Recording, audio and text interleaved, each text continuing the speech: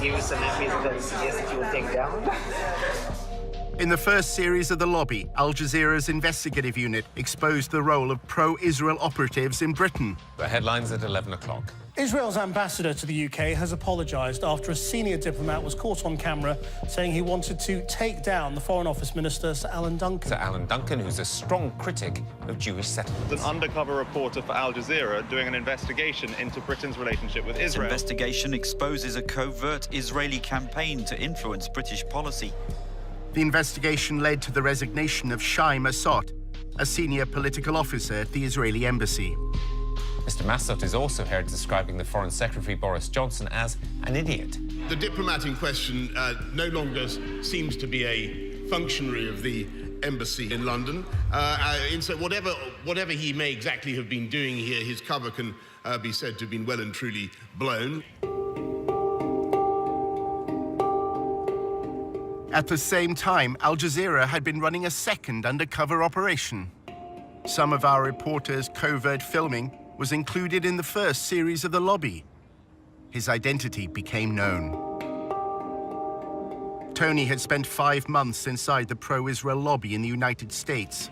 He'd impressed colleagues with his understanding of the Middle East.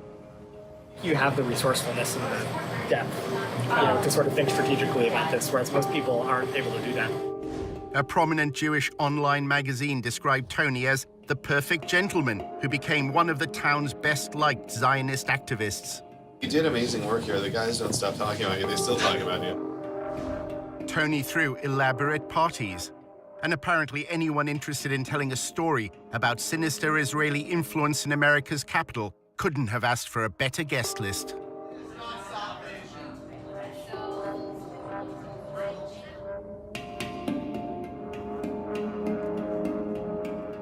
In the new edition of The Lobby, we investigate the role of pro-Israel advocacy groups in this country in the first of a 4-part series, how the lobby is being drawn into Israel's covert campaign to spy on American citizens.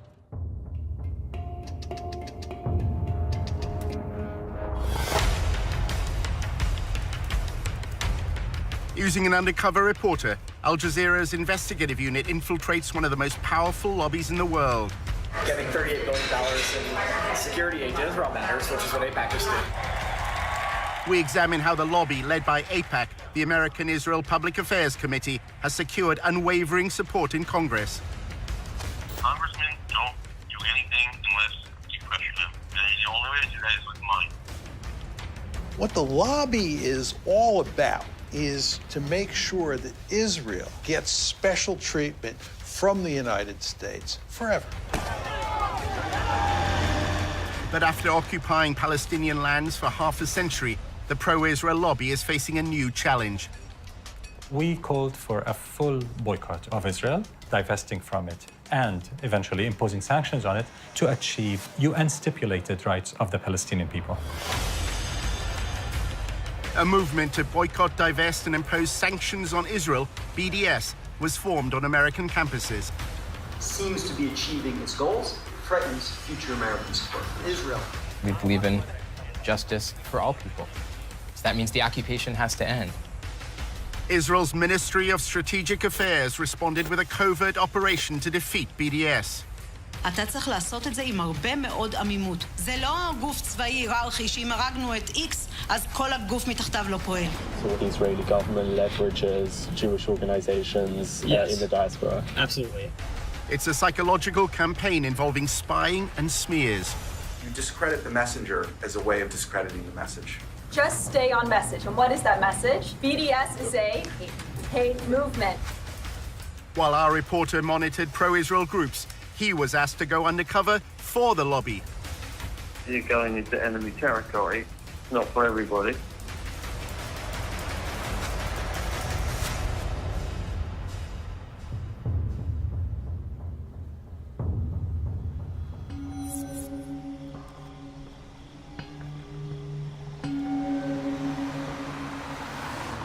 We are a different government working on foreign soil, and we have to be very, very cautious. We have 3 different sub-campaigns which are very, very sensitive. regarding data gathering, information analysis, working on activist organization, money trail.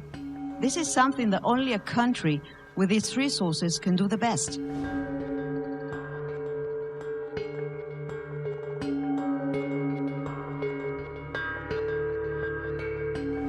But if we want to win, we have to change our ways.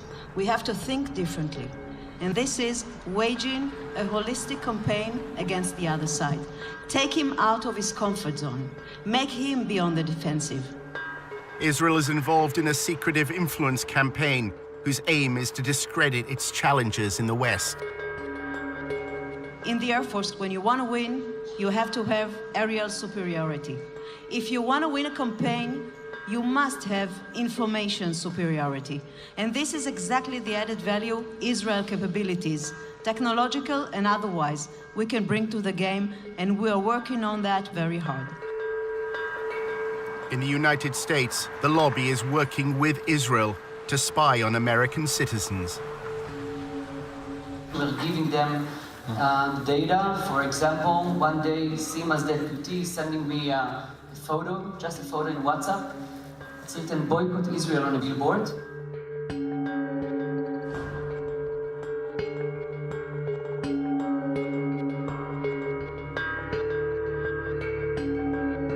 In a few hours, our systems and analysts could find the exact organization, people, and even their names where they live. We gave it back to the ministry. I have no idea what he did with this. But in fact, 3 days later, there were no billboards. We use all sorts of technology. We use corporate-level, enterprise-grade social media intelligence software. Almost all of this happens on social media, so we have custom algorithms and formulae that acquire the stuff immediately.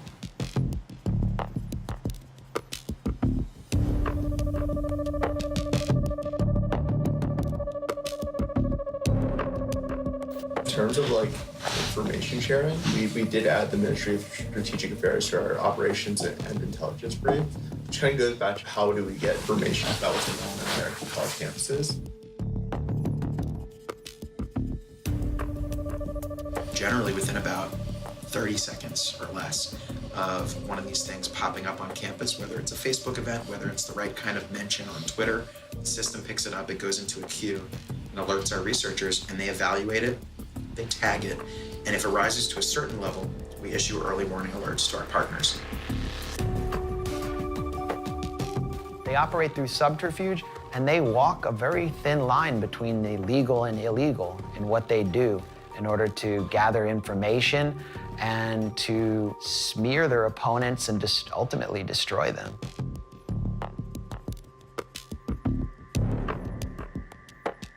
In order to understand how the pro-Israel lobby operates, you have to literally be a fly on the wall. If you can't obtain information publicly, you should try to get into the room through other means. Our undercover reporter, Tony, is British and Jewish and had recently graduated from the University of Oxford. He wrote articles and presented himself as a strong supporter of Israel. In Washington, he attended a course on the Israel-Palestine conflict. I'm from the UK, and I'm just taking a course at Georgetown here over the summer. He networked in the social circles of the pro-Israel lobby. Hi, I'm Rona. I'm Tony. Nice to meet you. Good to see you. I'm good. Good to see you. Hey. After building his profile, Tony was accepted on a training course in pro-Israel advocacy. Welcome to Fuel for Truth DC's second boot camp. Congratulations, everyone, to being accepted. What we're going to do right now is just kind of like introduce ourselves. I'm Daniel. After undergrad, I served in the IDF and the paratroopers for 2 years and worked at AIPAC for a year. One session criticized the UN agency that provides aid for Palestinians. Children are taught in UNRWA Palestinian schools to hate Jews. Another lecture dealt with the international media. Confronting media bias. During the last war, a lot of times videos are circulating of bombed areas or victims, and a lot of it's from Syria, from Iraq 10 years ago, all this stuff. In role-play workshops, they were instructed how to respond to criticism of Israel. Can I have a volunteer? The part-time wall is cutting off Palestine. Boycott Israel. Divest from Israel. Sanction companies that do business with Israel. it's kind of odd to call it a wall, given that like 90% of it is a fence. This is a photo. I see a wall. Why can't Israel do more to help, Tony? Our undercover reporter played the role of pro-Israel advocate. Israel's doing a lot to help the Palestinians. I say actually Israel is doing all the best that they can, but you know, it's a tough situation. The businesses in Gaza can't freely send their trucks into Israel to sell their goods. I think you'll find that that's actually a misconception. They do allow their trucks, and what they don't allow is dangerous material. Okay, stop. After the course, Tony was accepted as a volunteer at a pro-Israel communications group called the Israel Project. It's Tony Kleinfeld. Kleinfeld. Like Seinfeld, but with a K. The Israel Project, known as TIP, describes itself on its promotional videos as a strategic communications group. At TIP, we believe we've found the answer. Israel's enemies have left the battlefield of the Middle East and are now fighting on the battlefield of public opinion. What you have with regard to the United States and Israel is a special relationship that is unprecedented in recorded history. Not simply that the United States gives Israel a tremendous amount of economic aid and diplomatic protection, it gives that aid and protection no matter what, right? It's not conditional. And the Israel Project will go to enormous lengths to achieve that end.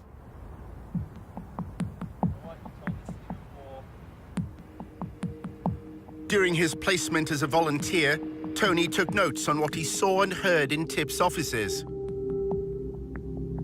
He worked in what they called the war room, where media and communications are monitored.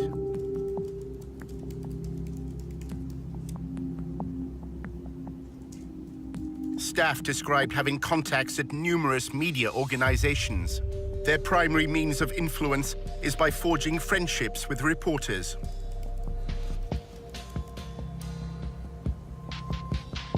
One employee claimed that during talks on the nuclear deal with Iran, TIP applied pressure on the Associated Press news agency to change a headline.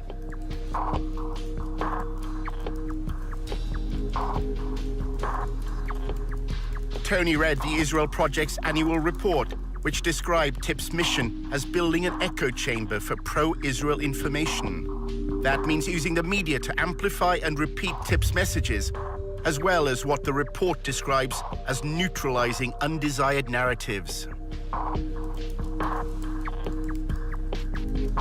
Tony saw one document which claimed that the echo chamber was within their grasp. Weeks before he started, Tony discussed with a senior manager how TIP deals with the media. They're not things that you know, that you do loudly. A lot of them are things you do behind the scenes.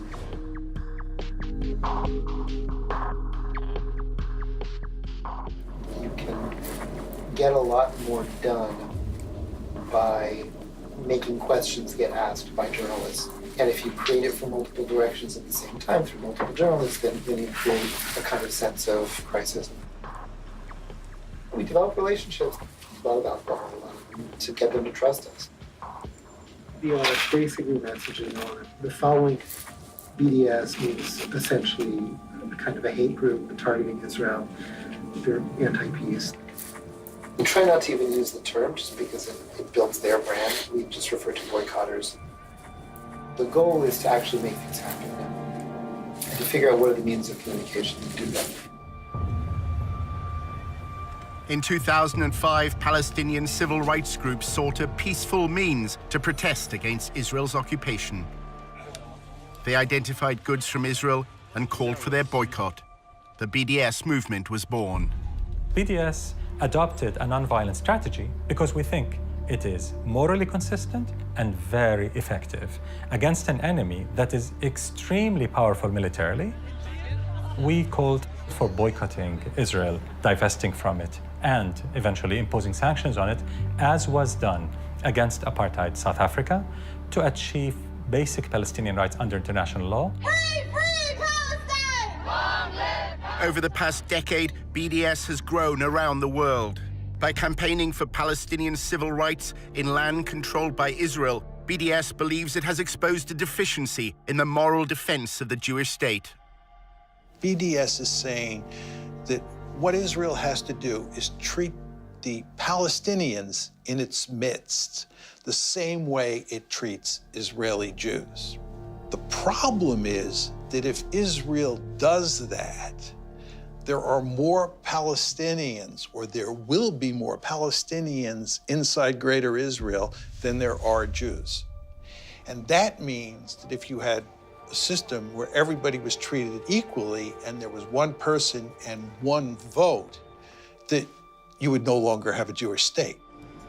The secretive Ministry of Strategic Affairs, based in the Prime Minister's office in Jerusalem, was given a mission: establish a covert campaign to defeat the BDS movement. אנחנו אחראים על המאבק בתופעה, ובמסגרת זו יש לנו 4 רגליים: התראה, הרתעה, התקפה והסברה. אז אני אגיד לך שכשאם אתה רוצה לנצח בניהול מערכה, אתה צריך לעשות את זה עם הרבה מאוד עמימות.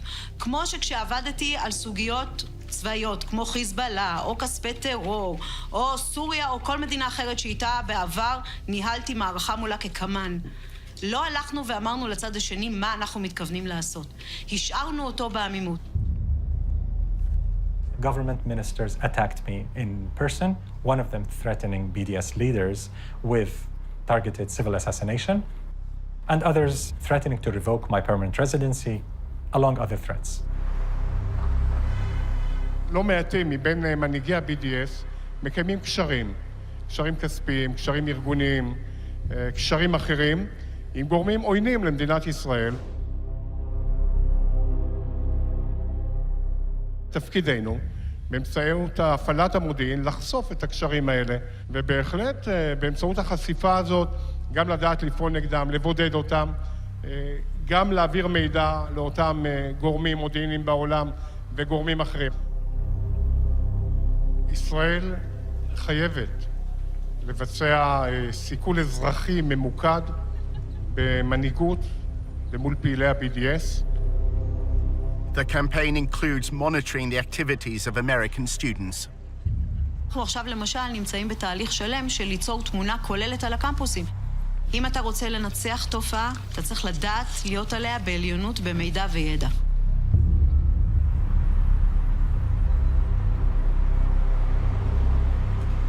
Our investigation into the role of the Israeli state at US campuses led Tony to an employee at the embassy in Washington. She's American, and her job is to analyze BDS activity for the Israeli government. So nobody really knows what we're doing, but mainly it's been a lot of research, monitoring BDS things and reporting it back to the Ministry of Foreign Affairs and making sure everyone knows what's going on.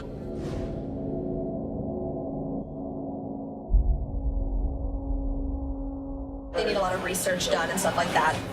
When they talk about it in Knesset, usually I've contributed to what the background information is. I'm not going to campuses. It's more about connecting organizations and I guess campuses and providing resources and strategy if students need it. Is the Israeli embassy trying to leverage faculty? Yeah. We're working with several faculty advocacy groups that kind of train faculty, so we're helping them a little bit with funding, connections, bringing them to speak, having them speak to diplomats and people in the MFA that need this information. So I kind of want to be that resource to show students we appreciate what you're doing, we see what you're doing. Here's some information if you need anything at all. We can connect to you, just kind of be that person there for you. Julia was president of the pro-Israel group at Davis, which is part of the University of California. Davis began as a center for agricultural studies, and its students are known as Aggies. I came to UC Davis, which had a reputation of being a really pro-Israel. Now it's the top 5 most anti-Israel schools in the U.S. Why not? Because of everything that happened in the last few years. It was just particularly bad. And there's a huge Muslim population in Sacramento, which is right next to Davis. The growing support for the BDS movement in Davis and the lobby's response to it is part of a narrative that's unfolding across America's campuses. Students for Justice in Palestine, or SJP, brought a divestment motion before the Student Senate. I was very, very nervous. The entire room was filled. I think we had about 600 students and people from the community coming in to witness this vote. I am here today because, quite frankly, I am ashamed. I am ashamed of my university for supporting apartheid genocide of my people in Palestine. I ended the speech with something along the lines of being on the right side of history and for the university to end its unethical ties with these corporations who were doing brutal things to Palestinians. We knew they were going to win because our entire student senate was all pro-BDS, and like they ran for that purpose and won for that purpose, and we've been pushed out of student government for months. Good evening. My name is Julia Rivkin, and I'm the president of Aggies for Israel. Students streamed the hearing online. The pro-Israel group also filmed it with another purpose in mind. Their videos would play a key part in the story that was to unfold in the days ahead. I was waiting to see what she would say. I was waiting for a blow to come my way, and that blow sure came. We have been ignored and disrespected year after year, but we have never been silenced. We are a beacon of peace and inclusion on a campus plagued by anti-Semitism. The talking points were that the resolution was anti-Semitic, that it was divisive. If it's divisive in the fact that you either support human rights or you don't, then so be it. The intolerance that spawned this resolution is the same kind of intolerance that has spawned anti-Semitic movements throughout history. The entire thing looked very rehearsed, very, very aggressive, almost comically so. Julia and her pro-Israel allies had already decided that they didn't want to debate. At 4 a.m. the night before, me and my team were like, "You're gonna lead the walkout," and I was like, "Okay." And they're like, "We're gonna film it just for our own purposes." I was like, "Totally cool." So when everything was happening, like we went into it knowing we were going to lose. So our strategy was how to like ultimately win while losing the vote. This is our victory. And we who are victorious need not legitimize the words spoken in this empty hearing.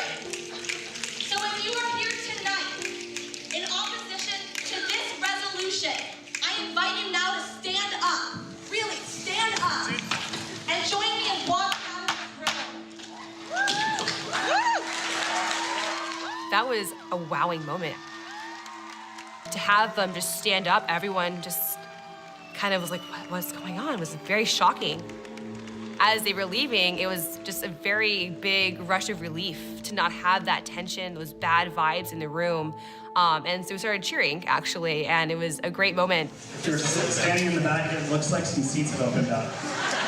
But the passing of the BDS motion proved to be just the beginning of a bigger story. In part 2, how the lobby worked to undermine the student decision. Those swastikas, who did them? We don't even know.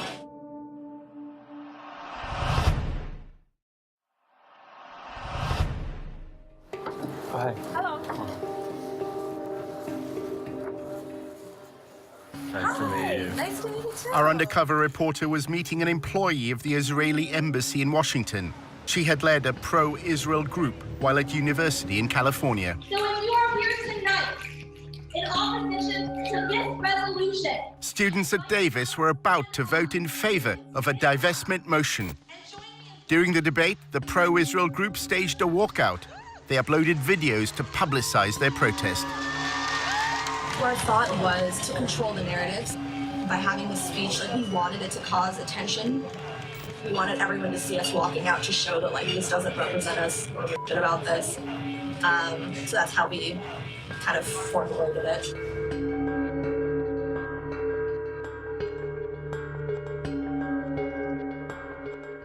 That day, all of us released like 50 op-eds in major news sources so that when people made a hashtag and like a whole thing trending, so when people opened their Facebooks, it wouldn't be them celebrating their victory, it'd be us sharing our stories. Once it blew up, then random people, like the Huffington Post contacted me and was like, "Do you have anything to say?" And I was like, conveniently, I wrote an op-ed 2 weeks ago just in case.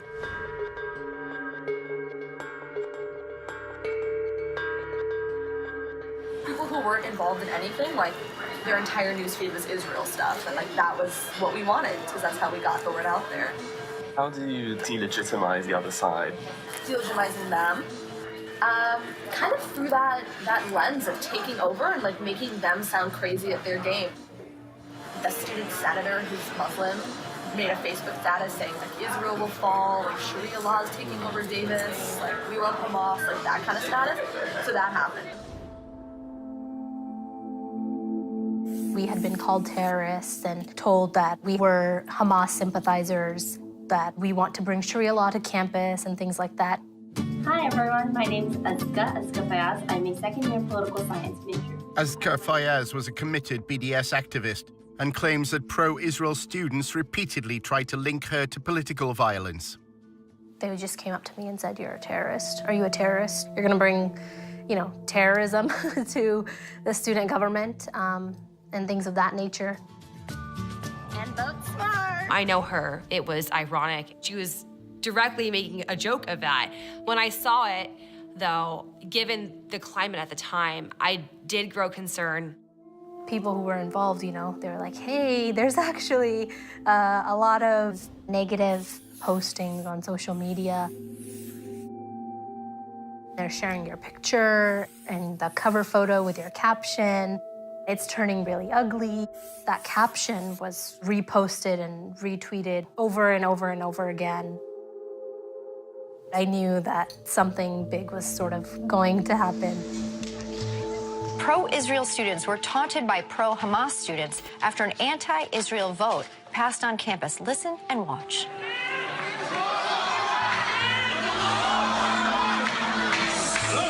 And right after the vote passed, a student senator posted this on Facebook. Hamas and Sharia law have taken over UC Davis, BRB crying over the resilience. I don't have the capacity to bring Sharia law to the University of California, Davis. I don't think any of us really do have the capacity.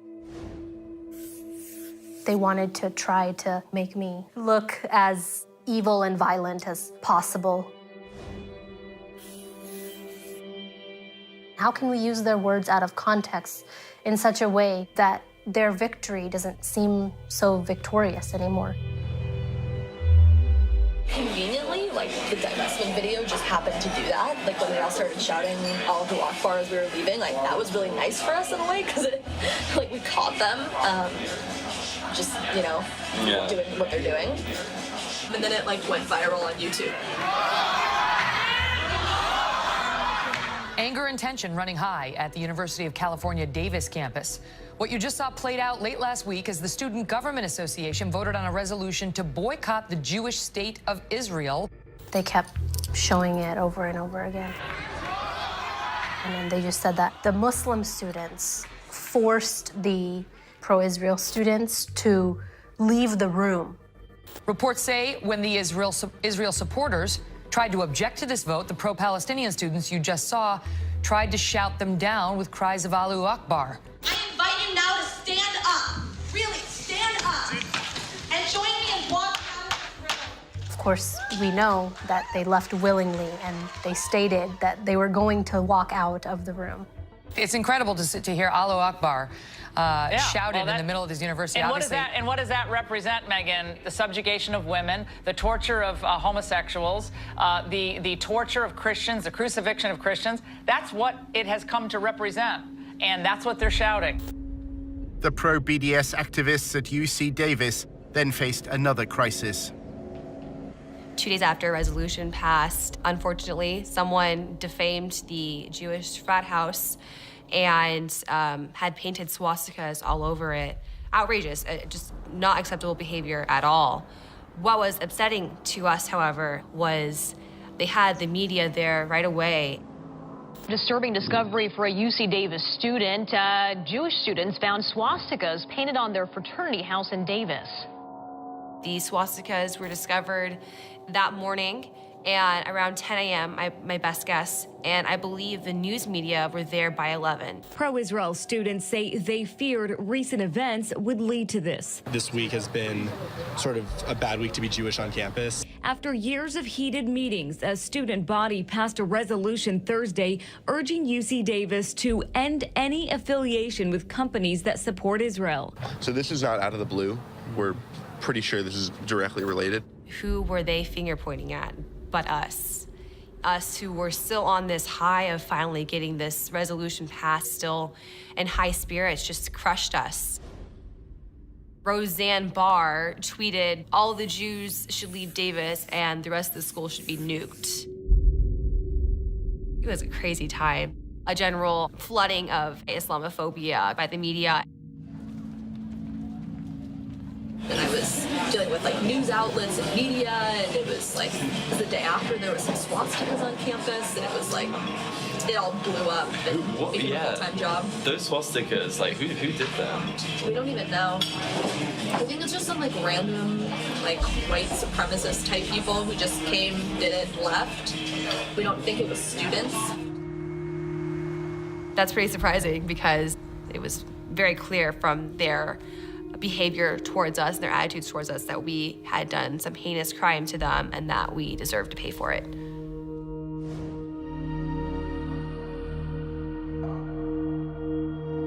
Students who were part of the divestment movement painted swastikas on the fraternity. That's what she was hinting at. That's what she was trying to imply. Why would we act against our interests and do that at a moment when we were, I guess, victorious? The fact that it was just so quickly tossed onto us as those who had done this, it was damaging. It was hugely damaging. That was kind of our strategy. A lot of it was media-based, which is like kind of my interest in media. And I would say that's like 99% of what it means to be successful. That happened. Then there was another swastika. It was just like every day something new was happening, and I had to... It was weird because they won. Yeah. So you'd think if they would win, why would they do Exactly. that? Yeah, it's interesting. So, well, that was kind of our whole strategy, is we knew they were going to win. Were you in touch with the embassy, or were you in touch with like any groups? Pretty much all of the groups. Not the embassy, I guess our consulate. As well as the Israeli consulate in San Francisco, Julia's anti-BDS campaign had the guidance of several pro-Israel lobby groups. Stand With Us helped us a little bit in terms of actual research on the speech. They gave us some like legal research type stuff. I'm always biased and want to work with AIPAC, so they kind of helped for like moral support. And David Project helped us a little bit. It was more help like gaining contacts in like the media world. I guess we needed money to pay for somebody to film the speech. Like we had a Davis Faculty for Israel group, and like they were hugely helpful to us. They would, you know, because some of them were retired lawyers, so they'd write legal documents for us. They knew the administration, they were tenured, they had pull. Despite the passing of the BDS motion, the governors of the university known as regents are under no obligation to abide by the students' vote. As for that resolution to boycott Israel, well, UC Regents issued a statement saying they will not even entertain the idea. After looking back on everything, I feel a little creepy because of what happened after the vote. People that were affiliated with the group just were smeared and had to deal with these very personal crises of the world calling us terrorists and the world thinking that we were this spiteful hate group. It's pretty unequivocal how organized they were, how brutal and ruthless that narrative was, and how it affected us in the end. Back in Washington, our undercover reporter was attending the annual conference of the Israeli-American Council.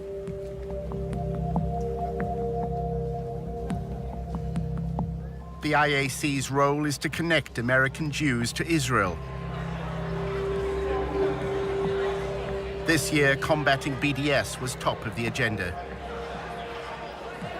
I think we need to worry. The polling isn't good. And all of you probably know it. If you look at the polls, the younger you get on the demographic scales, the lower support for Israel is.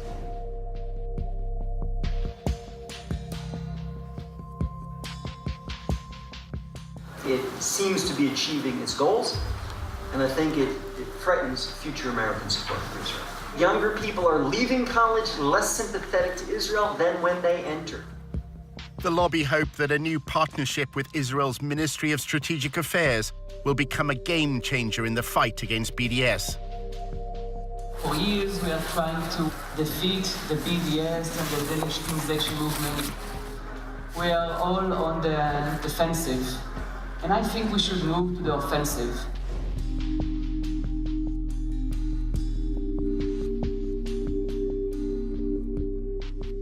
Using especially cyber and internet tools to try and defeat this ugly movement.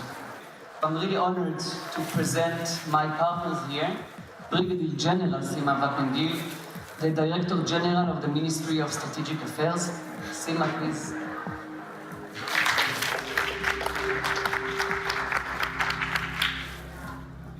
The fact that the Israeli government decided to be a key player means a lot, because we can bring things that usually are not existing in NGOs or civilian entities that are now enrolled in this thing.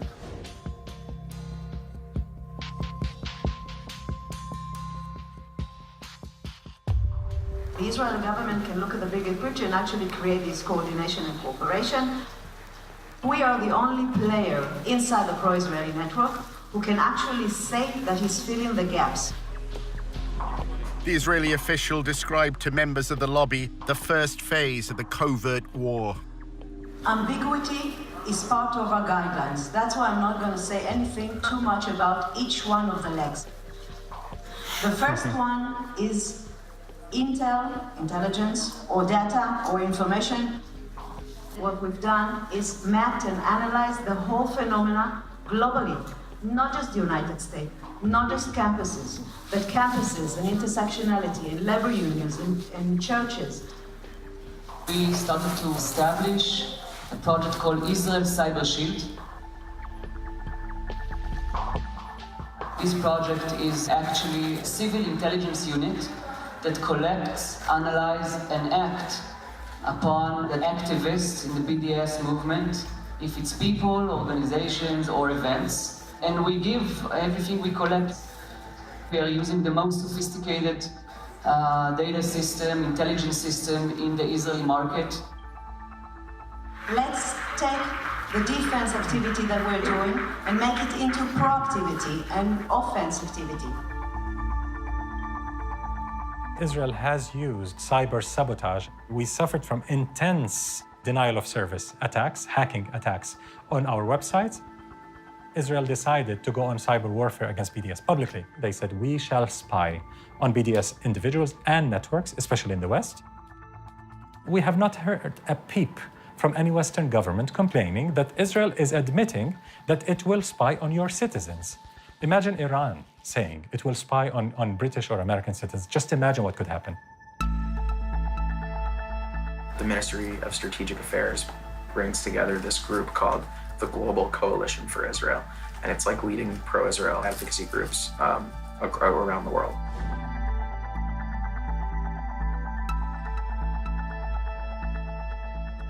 My view and the view of Israel's Ministry of Strategic Affairs, which we coordinate with sometimes, we communicate with sometimes, is like Europe is lost and it's basically over. And like they're turning a lot of attention now to the US because they feel we're on your path. Can I join these? I'd love to. I don't know if you'd let me. But it's like a pretty sensitive conversation, but it's going well. If China was doing this, if Iran was doing it, if Russia was doing it, there would be uproar. You would have Congress going after them, you would have hearings, you would have prosecutions. The question is, how does Israel get away with this? It's modeled on General Stanley McChrystal's counterinsurgency strategy in Iraq. We've copied a lot from that strategy that has been working really well for us, actually. And one of the pieces is this operations and intelligence brief. We're using social media intelligence, a tool called Radian 6. We're phasing that out over the next year, and we're bringing on more sophisticated technology that was developed in Israel.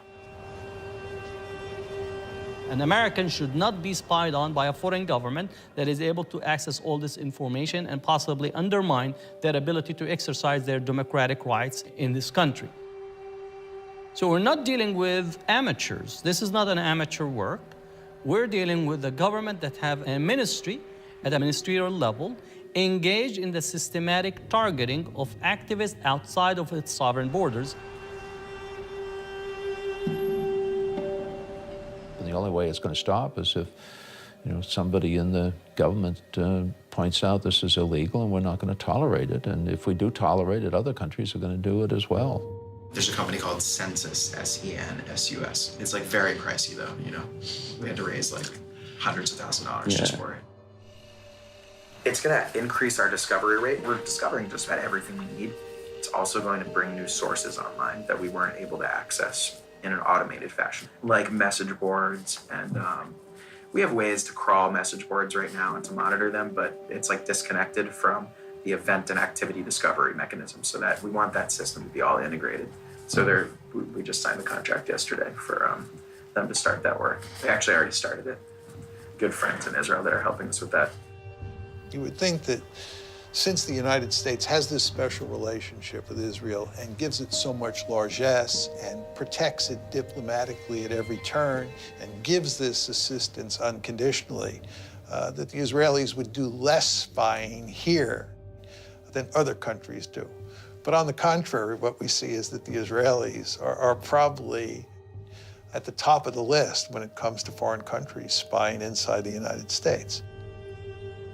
Our investigation into Israel's covert war against BDS led Tony back to Julia Rifkind. She's American, and her full-time job at the Israeli embassy is monitoring BDS. She summed up a typical day at the office. Gathering intel, reporting back to Israel. That's a lot of what I do, is report back to the Ministry of Foreign Affairs, Ministry of Strategic Affairs, and make sure they have the right information. It's in Knesset of what's going on here. So that's why I do a lot of reporting. I talk to people from tons of organizations, just try to get the information that I could to report back and kind of just talk through some of the issues with those people, see what their plan was, tell them maybe some ideas we've had, give them our support, the behind the scenes way. Wow, it just looks like the state of Israel is employing little spies, and you can't take a breath without Israel hearing about it. Julia spoke about her former days as a student. While at UC Davis, she was also an activist with AIPAC.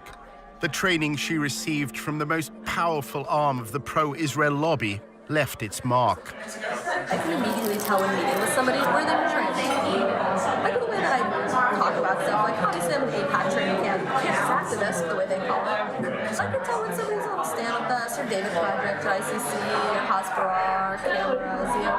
I kind of tell. She's been trained really well.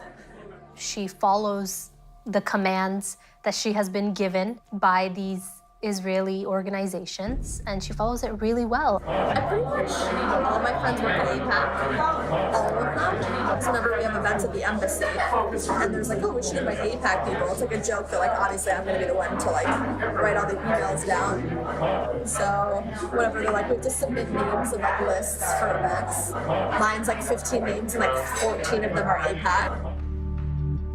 AIPAC encourages the students it trains to conceal any affiliation. When you're lobbying on behalf of AIPAC, you don't say AIPAC. You say I'm a pro-Israel student from UC Davis. And when you're meeting with students on campus, I would never say I am the AIPAC campus rep. I say my name's Julia and I'm a pro-Israel student. You don't need the title, you don't need the organization. AIPAC's involvement in student council elections is also kept secret. AIPAC attracts the more political students who are more interested in lobbying. We had campaigns and stuff like that. We dealt with student elections, very behind the scenes. They actually were found to have put cameras in the rooms where there were meetings going on.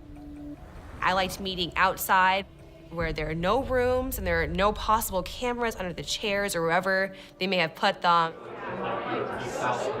I have several weird Facebooks. I have my fake Facebook that I follow all the SJP accounts. I have some fake name. My name is Jay Bernard or something. So it just sounds like an old white guy, which is the plan. I joined all these groups. A lot of people haven't added me.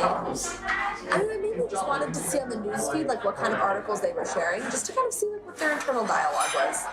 Every single event that I put on, you would have these pro-Israel groups coming out before our guests even got there with their cameras, videotaping. It's like stressful. Julia has no contact with her handlers in Israel. She writes her intelligence briefs and awaits their instructions. I write a report that I give to my boss, who translates it. 'Cause it's really weird. We don't like talk to them on the phone or like email or whatever. There's like a special like server that's like really secure that I don't have access to because I'm an American. You have to have like clearance to access the server. It's called cables. It's not even saying in Hebrew. It's like literally cables. I've seen it. It looks really bizarre. So I write reports that my boss translates into the cables and sends them, and then they'll send something back, and then he'll translate it and tell me what I need to do. If she believes it's spying on activists to suppress a free speech movement, then, you know, peace be to her. And I hope she feels good sleeping at night being on that side of things. We're a group of student activists advocating for Palestinian human rights. And to think that we're so upsetting and threatening to a state is pretty awe-striking to me. Creepy, but also, I guess, makes me more proud of the work I did. It's nice kind of seeing what they're talking about. What do they say? They don't talk about like our side at all, which is disappointing. So it'd be like nice to do the drama, but it's mainly them sharing their like videos, their like AJ Plus videos on Al Jazeera. What do you think about Al Jazeera? It sucks because they have a lot of interesting like liberal videos, which I'm like, wow, like that's amazing to hear about that human rights issue, and about that like sexism situation, whatever. And they'll show like why Israel is an apartheid state. And you're like, ooh, like not anymore. So that's what's annoying is that it gets tied to all those causes. It's hard to be liberal.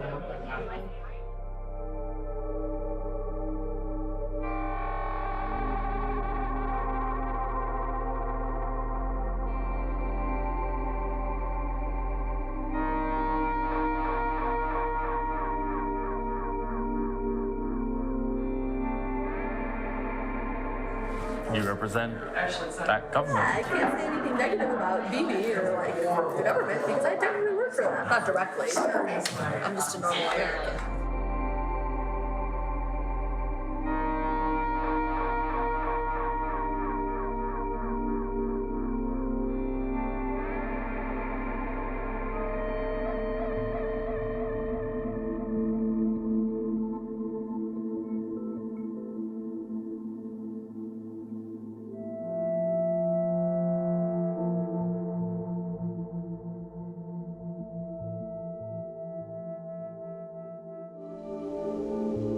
In episode 2, Tony discovers how the lobby raises funds for congressmen. Basically, they hand him an envelope with 20 credit card numbers. For all the legal reasons, it's just people pool their money. Handing over $250,000. That buys a lawmaker. And how a row over anti-Semitism swept through the University of Tennessee.